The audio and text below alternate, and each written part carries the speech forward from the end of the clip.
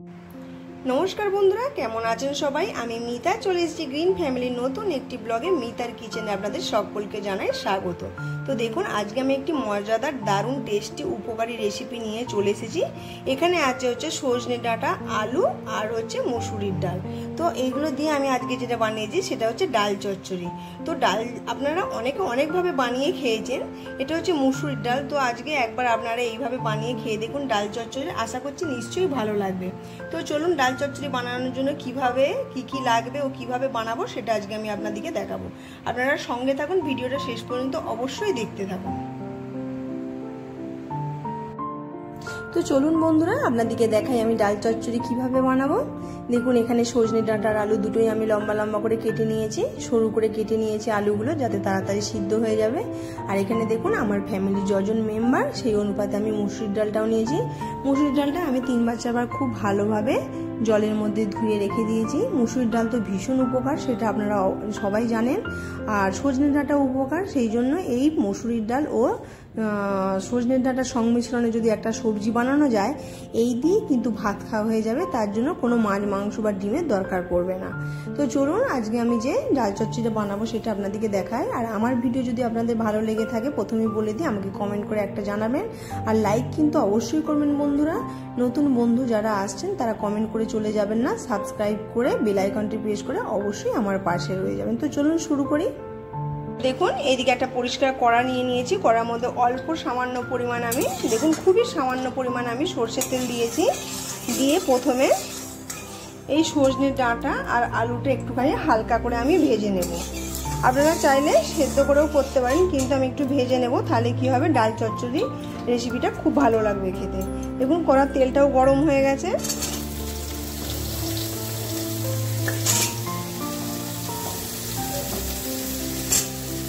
ডাঁটাটা আলুটা আমি সবটা দিয়ে দেবো, দিয়ে হালকা করে ভেজে নেব। এর মধ্যে এখন আমি কোনো নুন হলুদ কিছুই দেব না।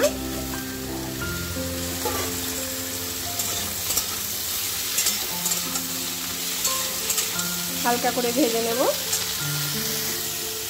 এই ডাল চচ্চড়িটা গরম ভাতের পাতে দারুণ লাগে, একদম ফাটাফাটি লাগে। এর সাথে আর অন্য কিছু আপনারা হয়তো আলু চোখা বা যেটাকে আলু সিদ্ধ বলেন বা কোনো ভাজাভুজি কোনো কিছুই লাগবে না, শুধু এটা দিয়ে ভাত খাওয়া হয়ে যাবে, একদম মাংসের মতন টেস্ট আসবে। তো দেখুন আমি হালকা করে ভেজে নিয়েছি, আর বেশি ভাজবো না। এরপরে আগে থেকে ধুয়ে রাখা মসুরির ডালটাও আমি দিয়ে দেব। আপনারা যে যেখান থেকে আমার ভিডিওটা দেখুন না কেন বন্ধুরা, আমার ভিডিওর যদি কোনো অংশ আপনাদের একটু ভালো লেগে থাকে আমাকে কমেন্ট করে অবশ্যই জানাবেন, আর একটা লাইক করে দেবেন। আর যেসব পুরনো বন্ধুরা আছে সেই সব বন্ধুদের বা দিদিদের জানাই আমি অসংখ্য ধন্যবাদ, অনেক ভালোবাসা। আর যেসব বন্ধুরা দিদিরা আপনারা আসছেন আমার ভিডিও দেখছেন কিন্তু কমেন্ট করে বেরিয়ে যাচ্ছেন, সেই সব বন্ধুদেরকে আমি রিকোয়েস্ট করব আমার পাশে থাকার জন্য একটা সাবস্ক্রাইব করে বেল আইকনটি প্রেস করে অবশ্যই পাশে রয়ে যাবেন। আর আমি সময় মতো ঠিক আপনাদের পরিবারে পৌঁছে যাব। তো দেখুন এটা আমার হয়ে গেছে, আর বেশি আমি এটা ভাজবো না। এবার আমি একটি প্রেসার কুকার নিয়ে নেব, দিয়ে প্রেসারের মধ্যে এটা দিয়ে সেদ্ধ করে নেব একটা সিটি দিয়ে। এদিকে দেখুন আমি মসুরের ডালটা সজনের ডাঁটা আলু সমেত তুলে দিয়েছি প্রেসার কুকারের মধ্যে। এরপর পরিমাণ মতন লবণ দিয়ে দেবো, দেওয়ার পরে পরিমাণ মতন জল দেব। বেশি জল দিলে কি হবে, উপর দিক দিয়ে মানে ফেনা মতন কাটবে, চারদিক দিয়ে বেরোবে ঢাকনার পাশ দিয়ে, কিন্তু আমি একদম পরিমাণ মতন জল দিয়েছি। দেওয়ার পরে একটা সিটি আমি দিয়ে নেব। তো দেখুন ডাল চচ্চড়ি বানানোর জন্য ডালটা আমার সেদ্ধ হয়ে গেছে। এই দেখুন একদম পুরো ঘনও নয় আবার একদম পুরো শক্তও নয়, এরকমই থাকবে। এরপর দেখুন কড়ার মধ্যে আমি ফোড়নে নিয়ে দেবো, মানে দুটো শুকনো লঙ্কা ফাটিয়ে দিয়েছি আর একটু গোটা জিরে। ফোড়নটা যে খুব ভালোভাবে হয়ে যাবে, আমি এর মধ্যে দিয়ে দেবো হচ্ছে কুচানো পেঁয়াজ।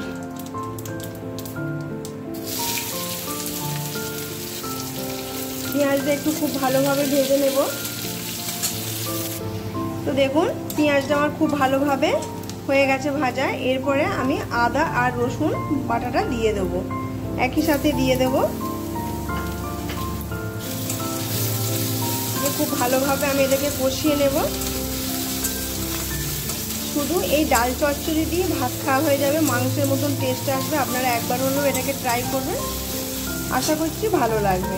এরপরে দিয়ে দেবো ওপর থেকে একটু হলুদ।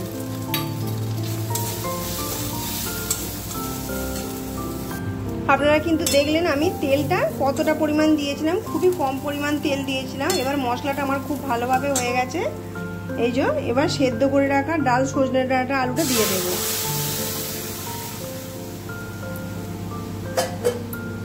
দেওয়ার পরে খুব ভালোভাবে মশলাটার সাথে মিশিয়ে নেব, খুব ভালোভাবে মিশিয়ে নেব। এটার মধ্যে আমি আর জল দেব না।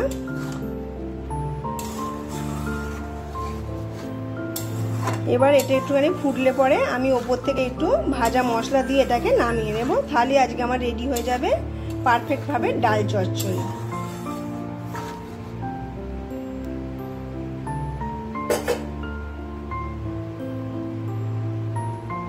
তো দেখুন পারফেক্টভাবে আমার ডাল চচ্চড়িটা রেডি হয়ে গেছে। এরপর ওপর থেকে আমি একটু ভাজা মশলা দিয়ে একটু নাড়াচাড়া করে নামিয়ে নেব।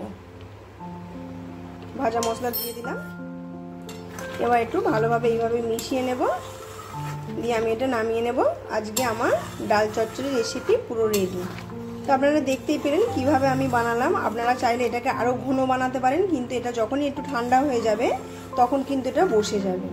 তো চলুন আজকের মতন ভিডিওটা আমি এখানেই শেষ করছি। আপনারা সবাই ভালো থাকবেন, সুস্থ থাকবেন, সাবধানে থাকবেন। আর আমার ভিডিও যদি আপনাদের ভালো লেগে থাকে আমাকে কমেন্ট করে অবশ্যই জানাবেন, একটা লাইক করে দেবেন আর সাবস্ক্রাইব করে বেল আইকনটি প্রেস করে দিয়ে পাশে রয়ে যাবেন। তো আজকের মতন টাটা। চলুন এবার এটা একটা সার্ভিং প্লেটের মধ্যে আমি বোলের মধ্যে সার্ভ করে নেব।